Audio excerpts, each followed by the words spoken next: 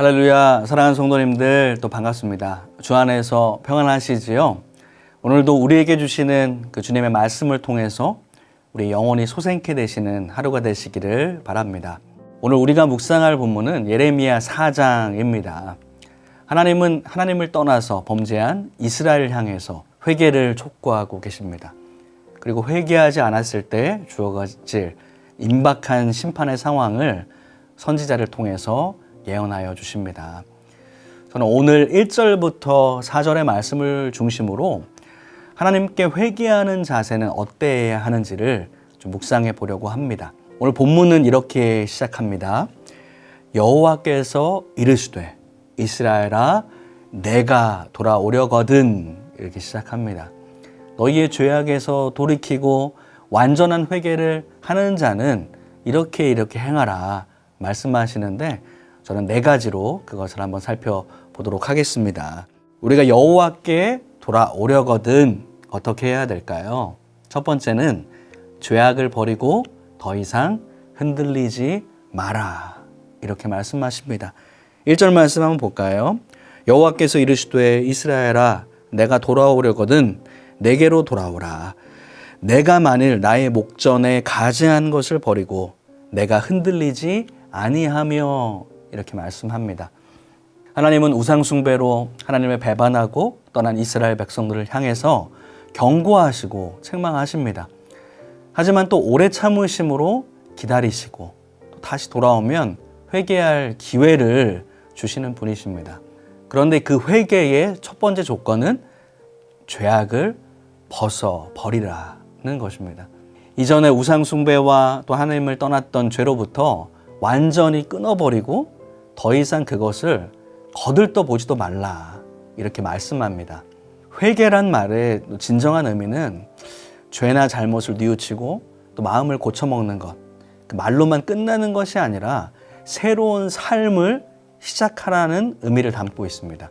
단순히 하나님 앞에 회개한다고 하면서도 여전히 죄악의 한쪽 발을 딛고 있다면 진정한 의미의 회개가 아닙니다.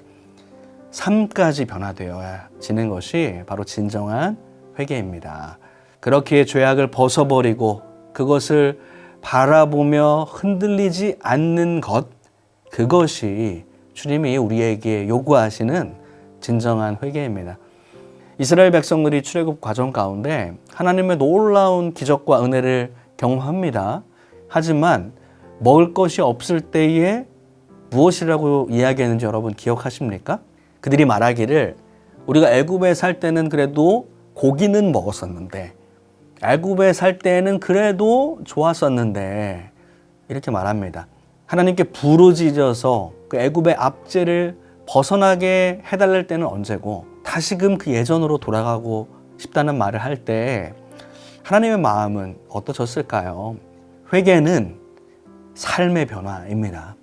죄악을 벗어버리고 그것을 다시 바라보지도 않고 돌이키지도 않고 결코 흔들리지 않는 것이 진정한 회개입니다. 그리고 두 번째는 진실된 맹세가 수반되어야 한다는 것입니다.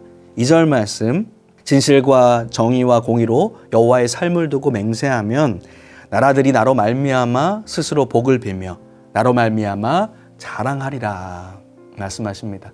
하나님께서는 하나님의 백성과 이미 여러 차례 언약을 맺으셨습니다. 나는 너의 하나님이 될 것이다. 너희는 나의 백성이 될 것이다. 그리고 내 말을 순종하는 자, 듣는 자에게는 축복을 줄 것이다. 이렇게 수많은 언약을 맺어주시고 또 약속해 주십니다. 이제 다시금 범죄하여서 죄악 가운데 있었던, 그리고 회개하고자 하는 지금 하나님의 백성들 앞에서 내 삶을 두고 맹세하라 요구하십니다. 그 맹세는 어떠한 맹세입니까? 마음을 다한 진실한 맹세, 어떻게 치우치지 않는 정의로운 맹세요. 법적인 권위를 가지는 공의로운 맹세입니다. 너희의 진실과 정의와 공의를 다해서 하나님의 삶을 두고 맹세하라고 오늘 본문은 말씀합니다. 방금 전에 진정한 회개는 말로만 머무르는 것이 아니라 바로 삶이 변화되는 것이라 제가 말씀드렸었죠. 만약 맹세를 하고 그것을 행동으로 지키지 않으면 그것은 결국 거짓 맹세가 됩니다. 그리고 그 약속을 파기하는 것이 됩니다. 여호와의 삶을 두고 맹세하라. 바로 살아계신 하나님 앞에서 우리의 삶으로 맹세하라는 것을 본문은 의미합니다. 그렇게 맹세할 때에 우리의 개인뿐 아니라 나라와 민족들이 축복을 받으며 주님을 또한 찬양하게 될 것이다. 2절은 말씀하십니다. 마치 하나님께서 아브라함에게 창세기 12장 3절 말씀, 땅의 모든 족속이 너로 말미암아 복을 얻을 것이라 하신 것처럼 다시금 회개하며 나아가는 하나님의 백성에게 이러한 너희가 축복의 통로가 될 것이다. 이렇게 말씀하여 주십니다. 그리고 세 번째, 우리가 주님께 돌아오라면 바로 세 번째는 묵은 땅을 갈아엎고 가시덤불에 파종하지 말라라고 우리 3절에 말씀합니다. 제가 3절을 한번 읽어볼까요? 여호와께서 유다와 예루살렘 사람에게 이와 같이 이르노라. 너희 묵은 땅은 알고 가시덤불에 파종하지 말라 말씀합니다. 여기서 묵은 땅과 가시덤불을 의미하는 것은 바로 우리의 마음과 삶을 상징합니다. 농부가 농사를 지을 때에 오래 농사지지 않는 땅에 다시 이제 농사를 지으려면 가장 먼저 하는 것이 바로 땅을 갈아엎는 것입니다. 농사를 오랫동안 짓지 않은 땅은 딱딱하게 아마도 죽은 땅과 같아서 씨를 뿌려도 제대로 씨가 뿌리내지 않기 때문입니다. 하나님을 떠나서 죄악으로 가득 찬 사람들은 바로 이 묵은 땅과 같습니다. 하나님의 은혜를 받지만 더 이상 씨를 뿌리지도 그 씨를 뿌리내리지도 못한 것과 같습니다. 다시금 이 씨가 뿌려지려면 또 자라려면 우리의 마음의 밭이 새로 갈아엎어져야 합니다. 여러분, 묵은 땅뿐만 아니라 가시덤불에 파종하는 그런 땅도 사실 그 뿌리는 것도 아무 의미 없는 행동이 됩니다. 왜냐하면 씨가 잠깐은 자라는 것 같지만 가시가 막아서 결국 결실을 맺지 못합니다. 예수님께서도 씨 뿌리는 비유 가운데 씨가 가시떨기에 뿌렸다는 것은 세상의 염려와 또 재물의 유혹에 막혀서 결실하지 못하는 것이라고 말씀해 주십니다. 우리가 하나님께 돌아오려면 우리의 옛습관과 자아와 또한 죄악의 묵은 땅을 갈아엎어야 합니다. 호세아서 말씀 가운데서도 우리에게 그렇게 말씀하여 주십니다. 호세아서 10장 12절 말씀에 너희가 자기를 위하여 공의를 심고 인애를 거두라. 너희 묵은 땅을 기경하라.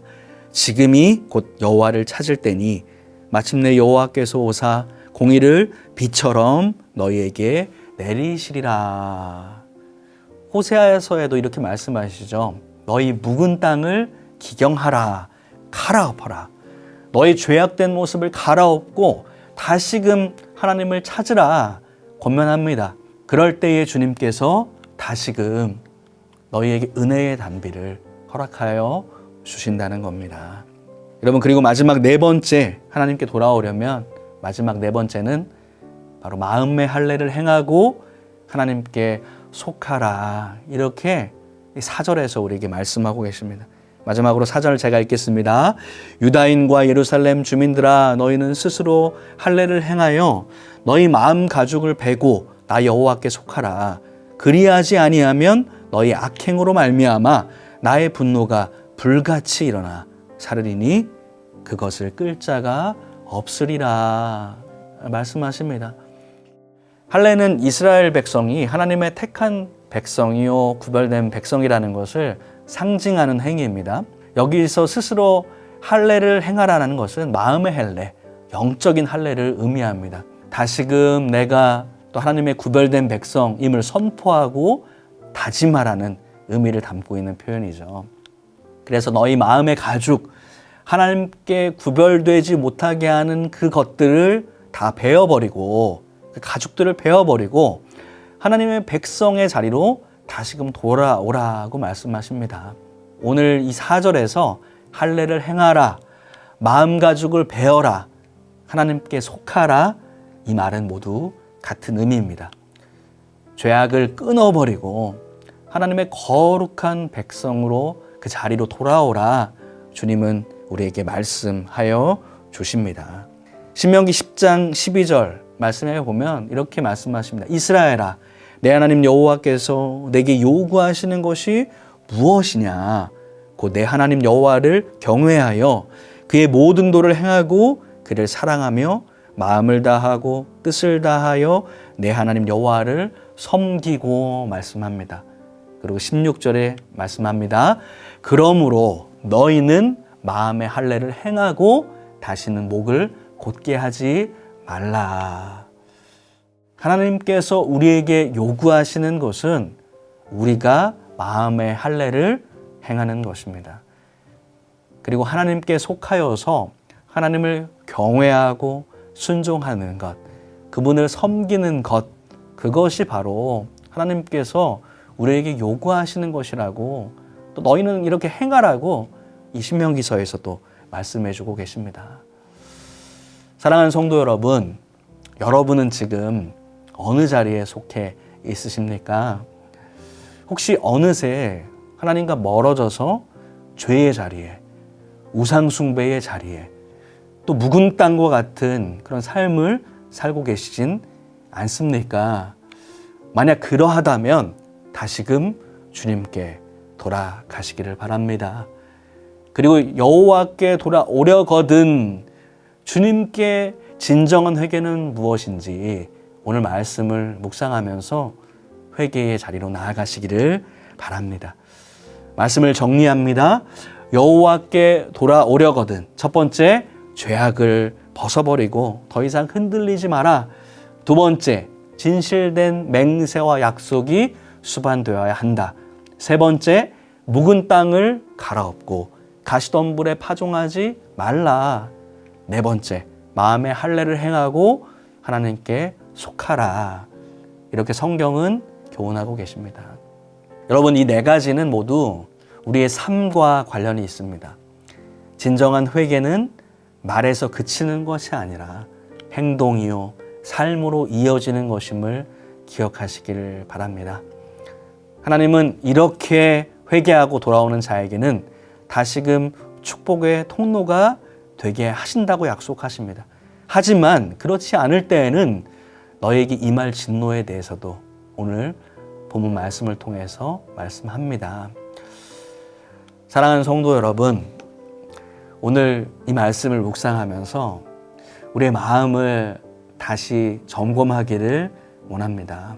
혹 다시금 우리가 죄의 자리로 가 있었다면, 우리의 마음이 그렇게 있었다면 우리의 삶을 돌이켜서 주님께 다시금 나아가시기를 바랍니다.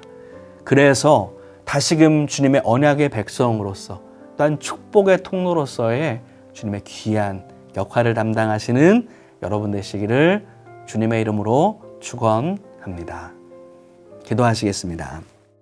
사랑과 은혜의 하나님 아버지, 우리가 회개하고 돌이킬 때 다시금 안아주시는 하나님 감사합니다. 우리가 회개할 때에 말로만 하지 말고 행함과 진실함으로 그리고 삶으로 회개하게 하여 주옵소서.